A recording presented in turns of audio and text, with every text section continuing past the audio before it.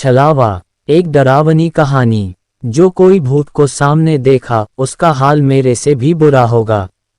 ये बात तब की है जब मैं अपनी कॉलेज की छुट्टियों पर अपने गांव में गया हुआ था।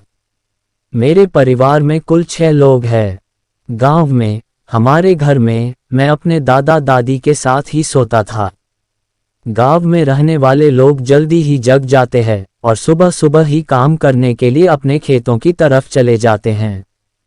मेरी दादी सुबह 5 बजे ही उठ जाया करती थी और वो मुझे भी उठा देती थी। इसलिए मेरी रोज सुबह जल्दी उठने की आदत बन गई थी। मैं सुबह उठकर रोजाना व्यायाम करता था। उसके बाद मैं पढ़ाई करता था। एक दिन की बात है जब मैं बहुत थका हुआ था तो मैं जल्दी सो गया था। रात के लगभग 3 बजे मेरी आंख खुली। आज मैं काफी जल्दी उठ गया था तो मैंने सोचा कि अब जब उठ ही गए हैं तो क्यों ना पढ़ लिया जाए, पर पढ़ने से पहले कुछ व्यायाम कर ले ताकि सुस्ती भी उठ जाएगी और पढ़ाई में मन भी ज्यादा लगेगा। तो मैं अपनी छत पे चला गया और इधर उधर टहलने लगा। उस समय ठंड बहुत थी और कोहरा भी था। दूर दूर तक घोर सन्नाटा था। छत पर टहलते हुए मैंने देखा कि सामने वाले घर की छत पर एक आदमी, या फिर यूं कहे कि एक साया खड़ा था। साया इसलिए क्योंकि कोहरे की वजह से वह साफ नहीं दिख रहा था। वह घर मेरे घर से कुछ 50 कदम की दूरी पर ही था। मैंने उस पर ज्यादा ध्यान नहीं दिया क्योंकि गांव में लोग जल्दी ही जग जाते हैं। इसलिए शायद ये भी मेरी ही तरह जल्दी जग गया होगा और अपनी छत पर टहल रहा होगा। तो मैं भी व्यायाम करने लगा। व्यायाम करते हुए मैंने देखा कि वो आदमी, या फिर यूं कहे कि वो साया जैसे पहले था वैसे ही अब भी बस मेरी ही तरफ मुंह किए खड़ा था। मुझे अब थोड़ा अजीब लगने लगा। मैंने सोचा चलो उसे आवाज लगाई जाए। मैंने कहा, कैसे हो भाई?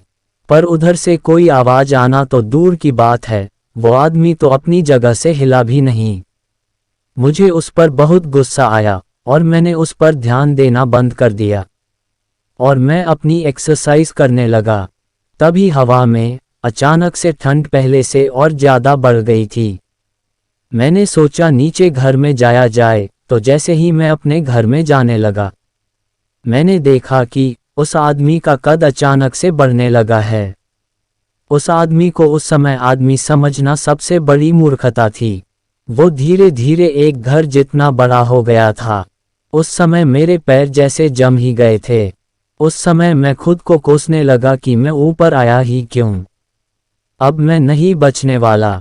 डर से मैंने अपनी आंखें बंद कर ली।